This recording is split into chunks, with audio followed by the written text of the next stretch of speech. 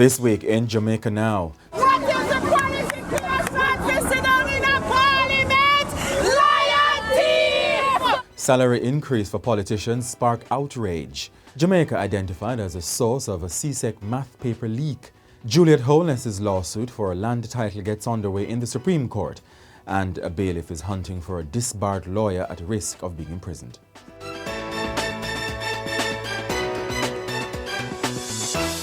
I'm Jovan Johnson and this is Jamaica Now.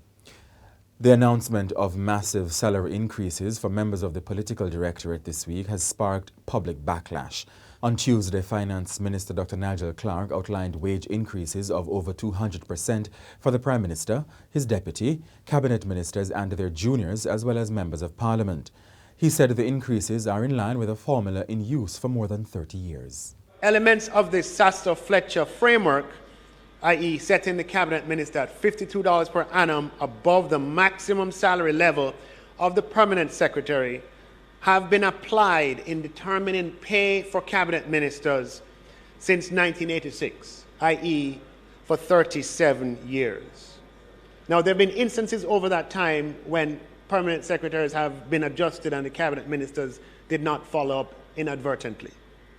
But the principle has been in existence for 37 years. Moreover, Madam Speaker, the benchmarking of salaries to cabinet ministers the benchmarking of salaries of cabinet ministers to permanent secretaries more generally has existed since April 1st of 1973. That is for 50 years. In 1973, it was $1 per month over permanent secretaries, or $12 a year, and in 1986, it moved to $1 per week, which is $52. I suppose we should do $1 per day now, but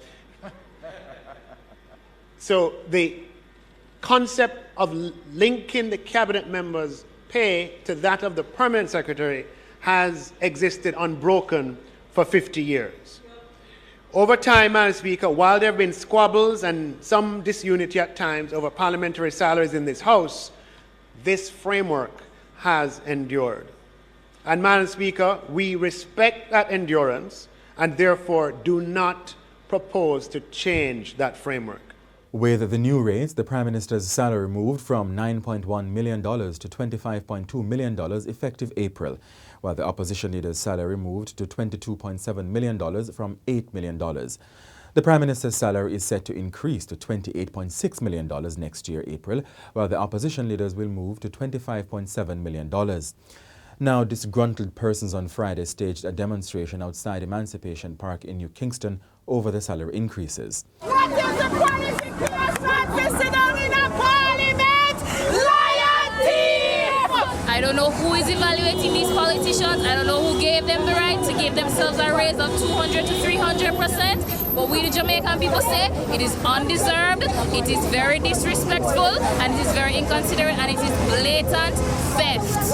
I'm not saying they shouldn't get anything, but I think it's exorbitant and that they need to roll it back. I also think that the timing is really, really bad. However, Prime Minister Andrew Holness has defended the hike in wages, saying the higher remuneration will make the profession more attractive.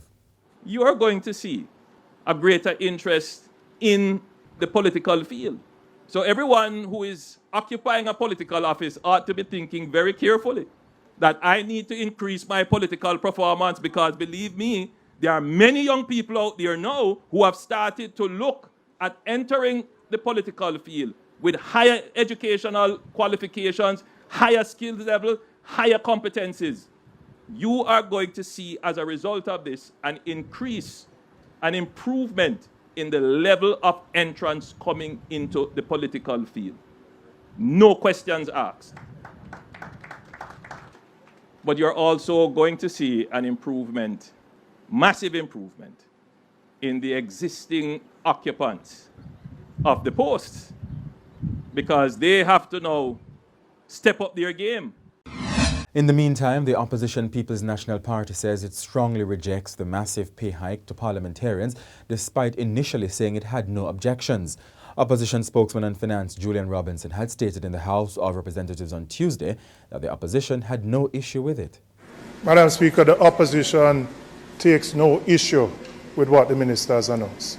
We would urge the government to deal with the anomalies that exist for civil servants who have been granted increases and where there are discrepancies in their salaries, to urgently address those anomalies so that everyone can benefit from the new compensation package. But we take no issue.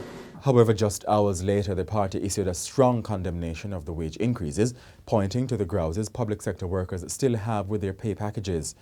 At a press conference on Friday, leader of the opposition, Mark Golding, said he would redirect most of his salary hike to worthy causes. The opposition also wants the government to delay the implementation of the wage hike for politicians until the outstanding issues raised by public sector workers are resolved. Now, the Jamaica Manufacturers and Exporters Association and the Private Sector Organization of Jamaica have expressed concerns about the increases in the absence of systems to evaluate the performance of the politicians. The Jamaica Council of Churches has called for the increases to be rolled back. Turmoil is brewing in another People's National Party selection process as councillors in Western Westmoreland have indicated that they are against the inclusion of Ian Hayles as an aspirant to represent the party in the seat. Mr. Hayles, the defeated former MP for Hanover Western and councillor for the Sheffield Division Garfield James, are set to face delegates at a conference on June 4. On Thursday, PNP supporters protested the decision to keep Mr. Hayles. Western Westmoreland, no Hayles. Go back to Hanover, we want James. James is the people's choice. He has mashed up Western Hanover and start mash up Western Westmoreland and become MP. So we don't want him, and this is a message to Mark Gordon, to the General Secretary, Ian Campbell. We do not want Hayles. If Hayles come here, Western Westmoreland will remain brewing. I am giving them a warning. That is my message. Tell them. They said I talk too much, but they are afraid of the truth.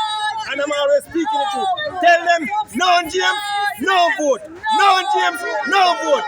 Send back here to Hanover. Send back here to Hanover. We do not want him here.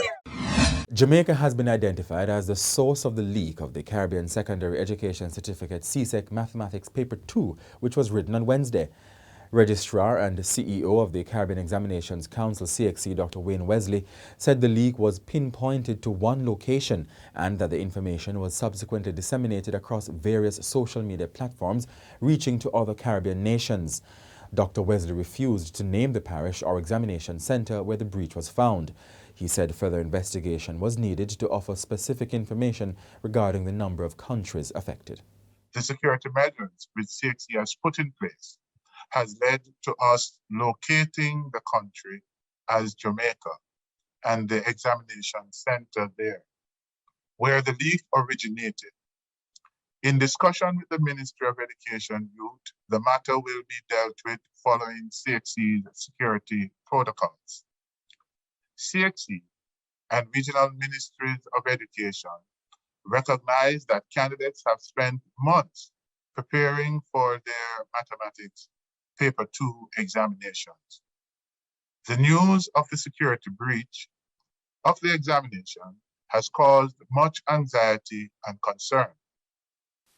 As a result of the breach and the compromise of the examination, as well as consideration for mental health and well-being of our candidates, and timely release of results along with matriculation requirements, CXC has determined that grades for this examination will be awarded using the modified approach. The modified approach entails assessment of the school-based assessment, which includes Paper 3-2, and Paper 1, which is the multiple choice paper. A 14-day state of public emergency has been imposed by the government in St. James, Hanover and Clarendon. The security measure is in response to a surge in criminal activities. Making the announcement on Tuesday, Prime Minister Andrew Holness said the move is to safeguard the lives of innocent citizens. Real estate developer Juliet Holness has told a court she's facing a failed $800 million housing project in St. Andrew if issues with an access road are not addressed in a high-stakes title dispute. Mrs. Holness, a member of Parliament and wife of Prime Minister Andrew Holness, is the majority shareholder of JAJ Development and Holdings Limited, the company behind the project. JAJ is suing property owner Charlene Ashley for the title for a portion of a land it bought for $22 million in 2012 in Lee's Flat, Red Hill, St. Andrew. Mrs. Ashley, who lives on an adjoining lot, has countersued, alleging trespassing by JAJ. Mrs. Holness has rejected claims that she has been a bully who tried to take away portions of Miss Ashley's lot. She has argued that because she does not have the title, the development has stalled since 2020. Disbarred attorney Minette Palmer Lawrence is being sought by a bailiff to enforce an order by the Supreme Court for her to be placed in prison over a $61,000 debt owed to a businessman. The debt stems from a failed business arrangement between Mrs. Palmer Lawrence and the businessman Keon Northover, which led to the revocation of her license to practice law in Jamaica. And that's it for this edition of Jamaica Now, your weekly review of the big news stories. Send us your comments at onlinefeedback@gleanerjm.com. Follow us on Twitter and Instagram at Jamaica Gleaner and on Facebook at Gleaner Jamaica. Like this video on our YouTube page, turn on a notification and subscribe today.